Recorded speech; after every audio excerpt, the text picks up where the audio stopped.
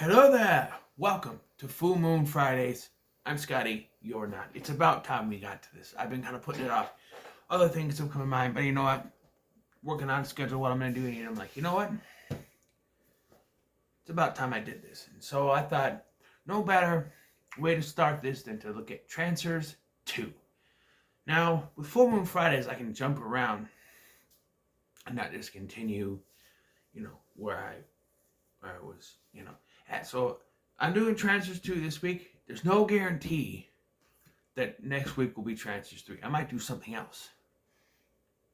Who knows? Who knows? But I did, Trancers 3 is not on Tubi. I found it on YouTube. So who knows? But Trancers 2 takes place 6 years after the events of the first film, where Jack Death, played by Tim Thomerson once again, is married to Lena, played once again by Helen Hunt. A new villain, Whistler's brother Wardo, is creating new Trancers in 1991, and a new agent had been sent back, but they lost her. And it turns out this agent is actually Jack's wife, which complicates things, They have to team up along with Hap, the drunk baseball player from the last one, now not drunk, mostly, and McNulty, trapped inside a 15-year-old girl, which is better than the 9-year-old girl he was before.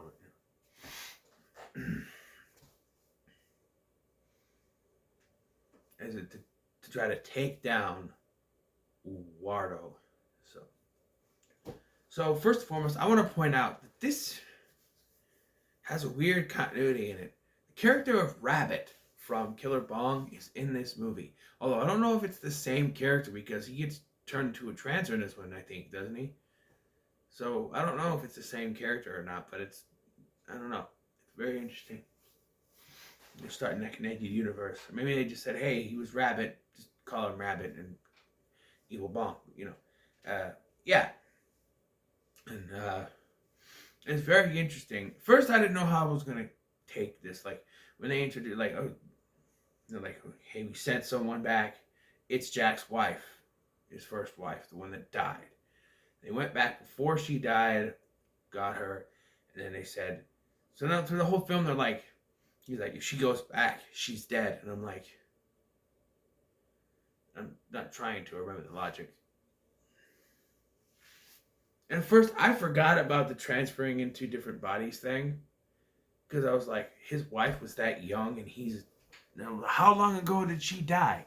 And then they're like, oh, and then they mentioned, went to my ancestor. I'm like, right, that's right. They jumped into the ancestor. Even though they did the thing with McNulty, I somehow didn't think, because Jack is played by the same actress, so I thought it was just the same actress. She's played by Megan Ward, who would go on to play a teenager in one of the Amityville movies, and Encino Lad after this, but she's good in this. She's good in this. It is interesting to see Jack juggling his current wife with his old wife. Although what they do with it is kind of meh. They use it so that Lena is not involved in a part of the film, and then she comes back into it when they need her to be kidnapped again. And they do this joke, like, they kiss and she walks in, and then like Lena leaves, and then they kiss. There's another scene, like, a few scenes later, where it happens again, and Jack, you son of a bitch. It's like, and it would be confusing. It would be confusing if you were in this situation. This was your wife, and now you have a new wife, and you're kind of going back and forth on this. Like, what do you do? But Jack, I like that it wasn't like, oh, what do I do? Who do I pick? No, it's more of, he's conflicted because he still loves his old wife, and he loves Lena, but he doesn't want her to die because, like I said, if she goes back, she's going to die. And there's some good action stuff in this. Jeffrey Combs has a role in this film. Nice to see him here. Richard, I don't remember his name. He's the principal from Rob Zombie's Halloween. He's been in, he's got like the burnt burnt face thing or whatever it is. He's the main villain, Wardo, the brother of Whistler. Why his name's not the same, I don't know. Maybe that's the ancestor's last name is Wardo, but then Jack Death's last name, ancestor's Death, whatever. And they're like going after homeless people to turn into Trancers, which honestly is a smart thing. Homeless people, no one's gonna care about homeless people. And then Hap comes along. He's playing baseball again. He's not an alcoholic, and then he is, and then he's not again. And they're rich, I guess. I don't know. Yeah, there's some decent action scenes. There's like some future stuff, but it's not big. Thelma Hopkins comes back. She's in charge now. I thought she was just like an assistant in the last one. She's the commander now, or the other guy. And McNulty is played by the same guy, may he rest in peace. And then he's the girl. And it is funny. The actress they got, I think it's actually the same actress from before. But the actress they got is very good at copying McNulty's aneurysms. She's very good. She even has like a little fake cigar in her mouth or whatever. Fun. Funny to see that, you know? As for the villains, you know, the main villain, Wardo, I thought he was good, but he's not as menacing as Whistler was in the first one. And you got Jeffrey Combs and the other woman and Rabbit. Rabbit's not really a villain, he's kind of innocent in all this, but no. The plot line, they sent her back to get this machine, but her ancestor is stuck in the mental asylum. Well, it seems like they didn't mention that to her, but they would know, right? Because they told Jack about his ancestor's situation, sort of, right? Oh, your ancestor's name is this, he's this, this, and this, right? But they didn't say anything about, you know,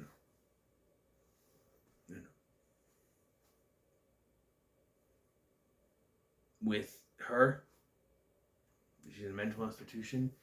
And if the ancestors are supposed to eventually connect up to her, the ending is kind of confusing.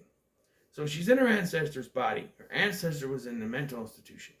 Would she live the rest of her life in there? Because if she did, how would there be a continuation of family? Would she eventually get out? I don't know. And at the end of this, she is sent in the machine to the future in that body. So wouldn't that get rid of her entire bloodline from that point on? Wouldn't it? She cease to exist. And by doing that, wouldn't that erase time? Because if her family line doesn't exist, and she's not sent back, she couldn't be sent back into that, which means that she should be dead. It creates a paradox. It, you know? When you think about it too hard, it really hurts your head. You know what I mean? Yeah, because in the end, Jack was always going to choose Lena, and she's all about buying a house so they can settle down and start a family. At the end, they do get a house. Although Hap tells the guy, oh, he's a fortune teller. You can say he's a detective, because technically he is, you know. But yeah, this was actually pretty good. I enjoyed it. Not a bad start to Full Moon Friday. Like I said, there's some decent action scenes. The effects aren't that bad. Charles Band actually directed this. Let me tell you something. When Charles Band directs a movie, it's actually not bad. He's actually a pretty good director. And this is one of the...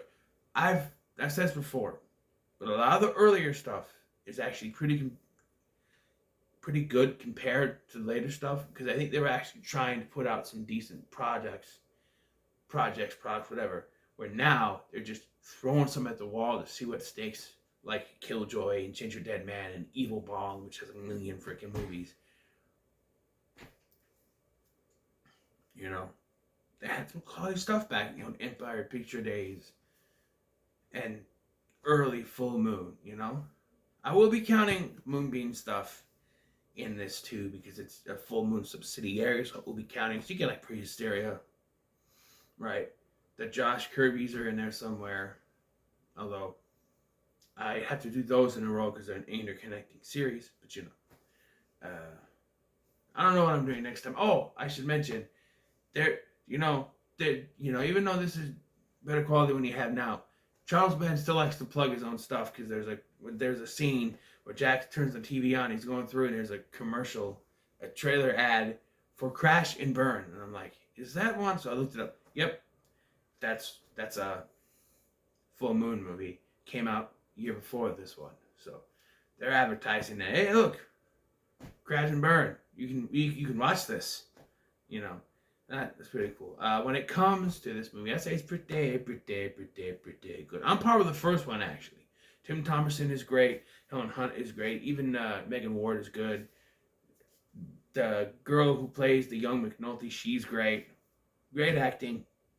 The villain, the acting of the villain is great. He's just kind of doing the same thing his brother was, creating Trancers, but he had a whole army in mind. But yeah, pretty good. So what are your thoughts on Trancers? Let me know in the comments below. Make sure you like, share, and subscribe. Like I said, next week, I don't know if I'll do Trancers 3 or something else. You'll just have to wait and see. Till then, thank you for watching. I'm Scotty, and I'll see you in the next one.